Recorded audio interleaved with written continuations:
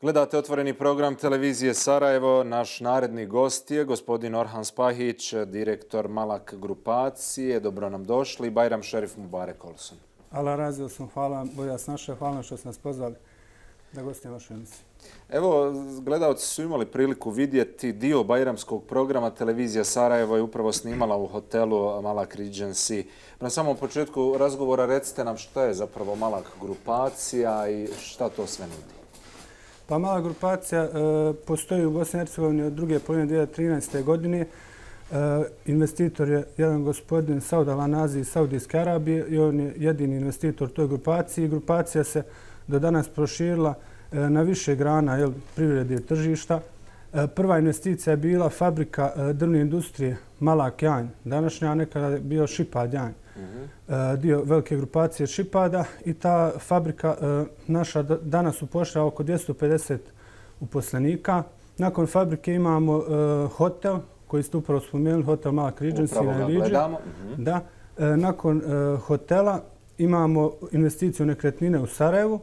Napravljeno je par stambenih zgrada, jedno naselje također na Iliđi. I zadnja posljednja investicija je farma, Malak farma koja se nalazi u blizini Visokog Kakne, negdje između Visokog Kakne. To je najnovija, najsvježa investicija od nekih skoro godinu dana, hajde da kažemo.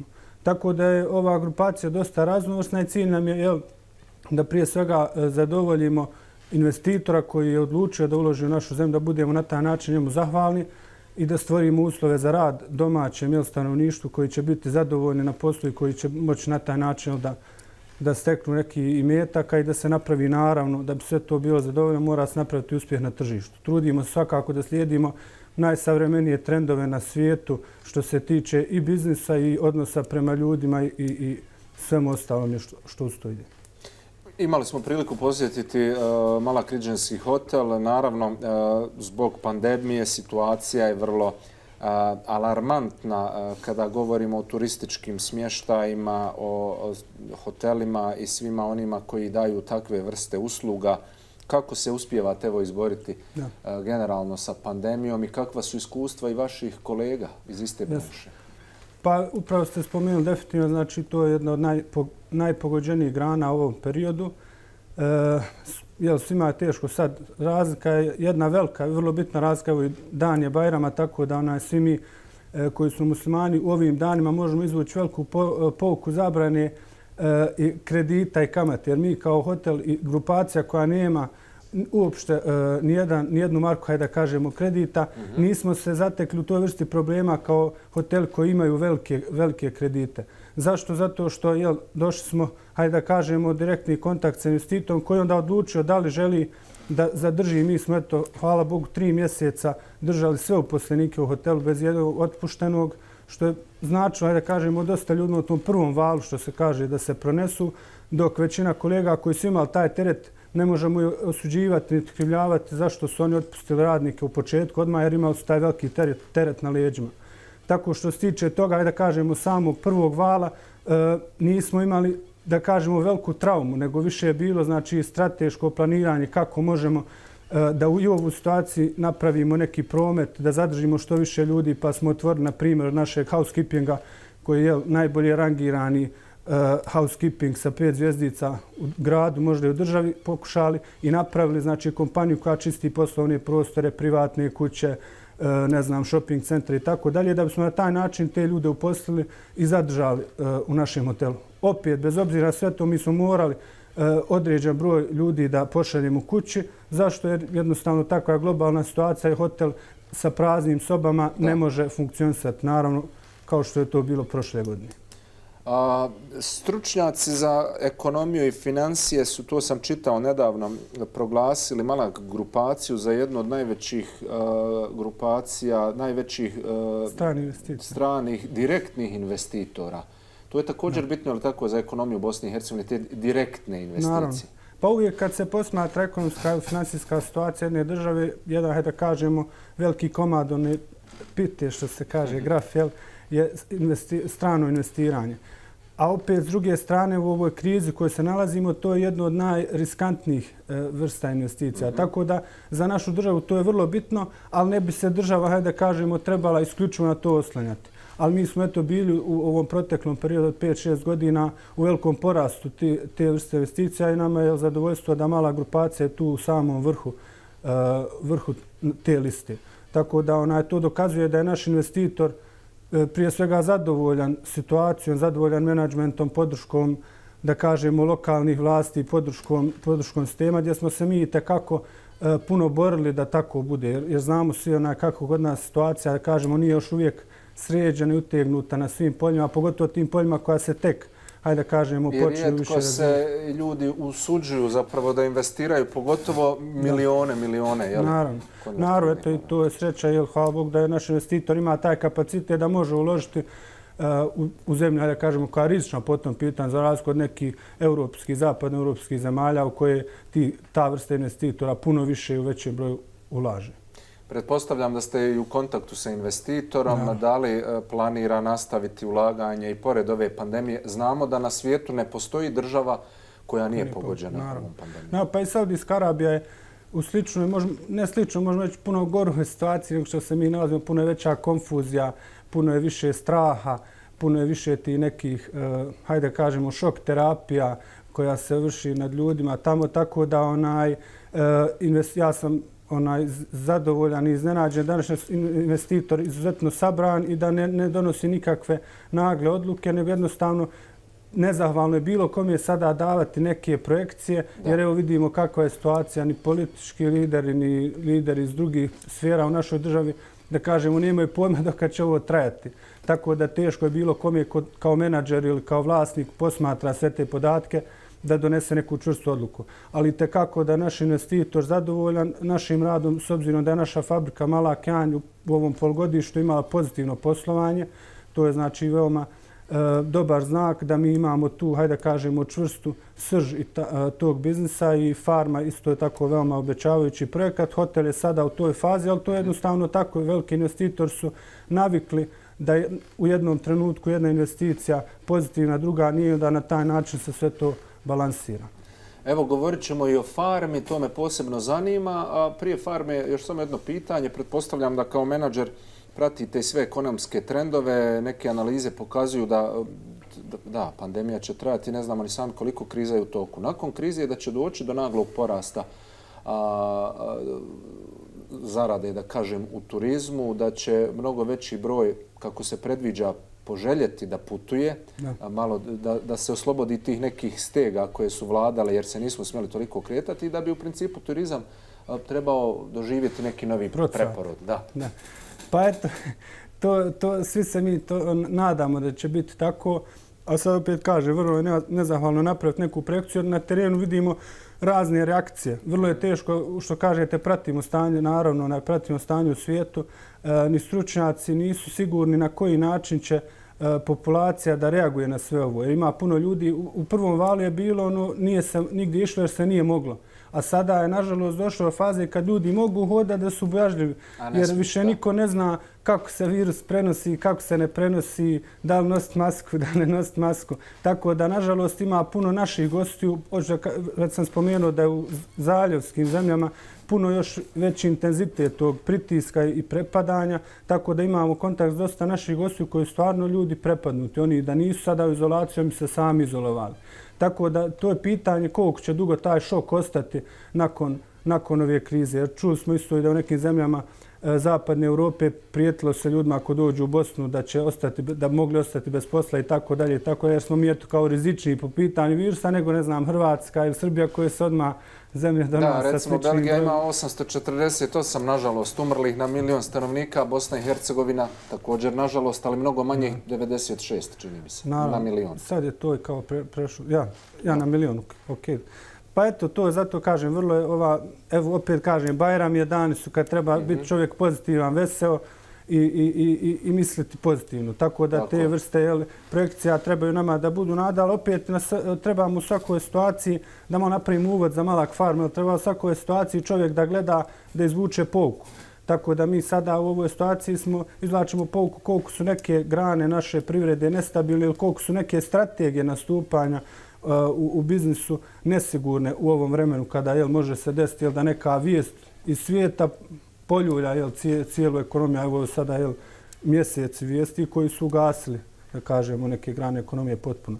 Tako da treba diversificirati taj rizik, ulagati u nove branše koje će biti dugoročnije, koje će biti stabilnije, tipa ishrane. Bez obzira kakva god da bude korona, dok god smo živi, nije nas sviju, da se malo našali. Tako je. Dok god smo živi moramo jesti. Tako da ulaganje u ishranu, zdravu, podvlačim, organsku ishranu je nešto što je sigurna karta za budućnost i to je ono što smo mi krenuli od prije korone.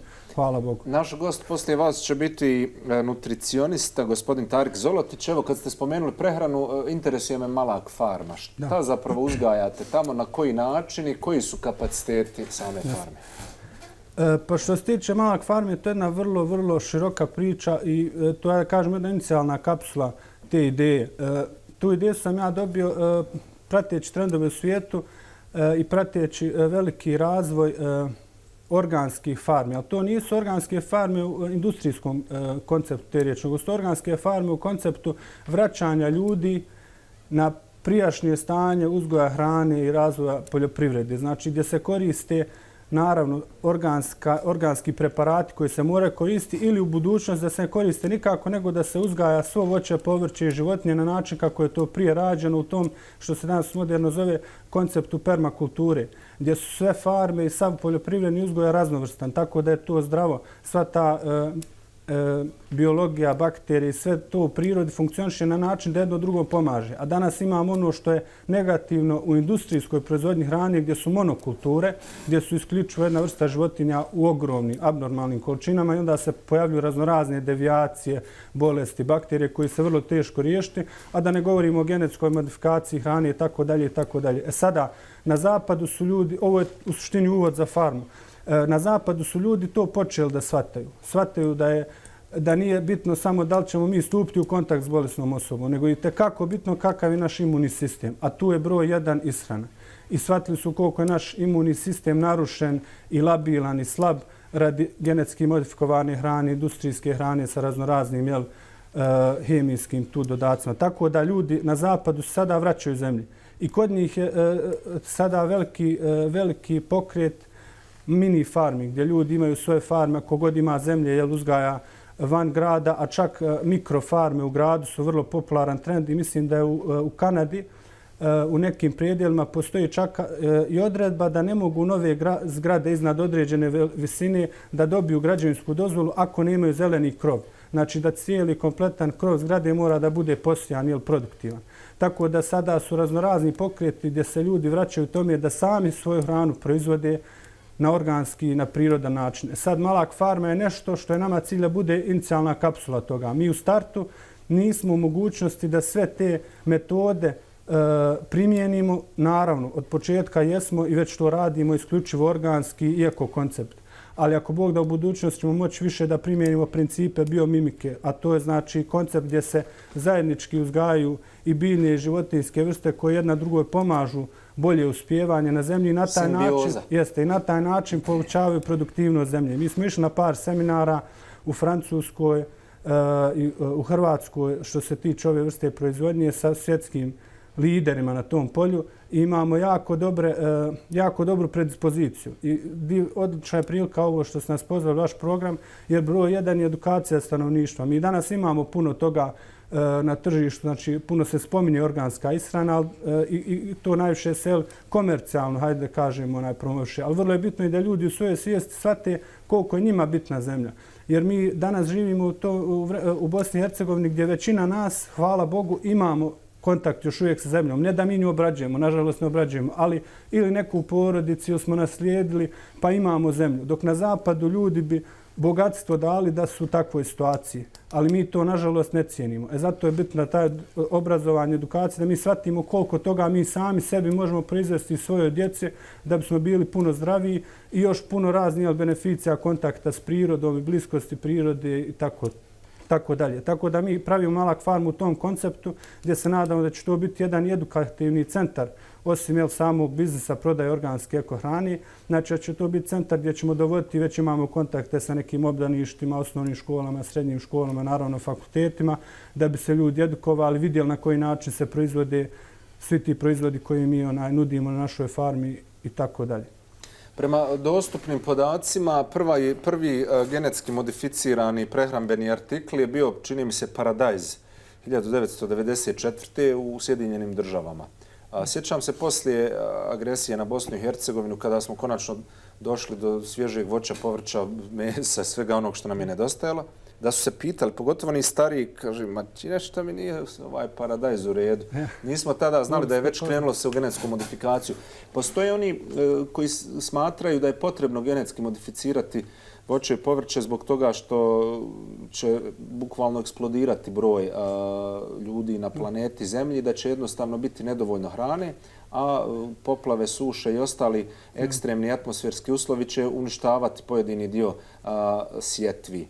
Međutim, kada bi se iskoristila sva obradiva površina na planeti Zemlji, ja mislim da bi mogli hraniti, ne znam, sada da ne lupam brojeve na pamet, 100 milijardi možda na planeti Zemlji. Pa to je što se spomenuli, to se ide uz ove priče razne zaplašivanje i tako dalje, da je nama gužva na planeti Zemlji, da nas treba biti manje i tako dalje. To su vrlo, hajde kažemo, zle i pokvarene teorije. Jer ko može reći, ako sad ja kao neko ko je itekako moćan, ima puno resursa i novca, kažem da je nas puno na Zemlji, to je na neki način prijetnja onima koji su nemoćni, koji su siromašni, kao da oni ne zaslužuju sada hranu ili kao da će oni biti ti prvi koji će otpasti daleko. Ili će otići na Mars. Tako, znači, mi opet kažem, vraćam se na to, hvala Bogu, kao muslimani ne možemo to povjerovati zato što mi znamo da je gospodar taj koji nas sve opskrbljuje i rekao nam je da ima za sve nas opskrba i više od toga. Tako da mi ne možemo u to povjerovati, nego treba se vraćati na ono što je zdravo, što je čisto, da bismo i mi bili takvi. Ako mi genetski modifikujemo nešto što jedemo, vrlo je logično nekom koji ima razum. Pitanje je kako će se to odraziti na naše zdravlje. I mi ćemo vremenom postati. Ja sam živio jedan period u Sjedinjenim Američkim Državama, imao sam priliku da to na svojoj koži osjetim.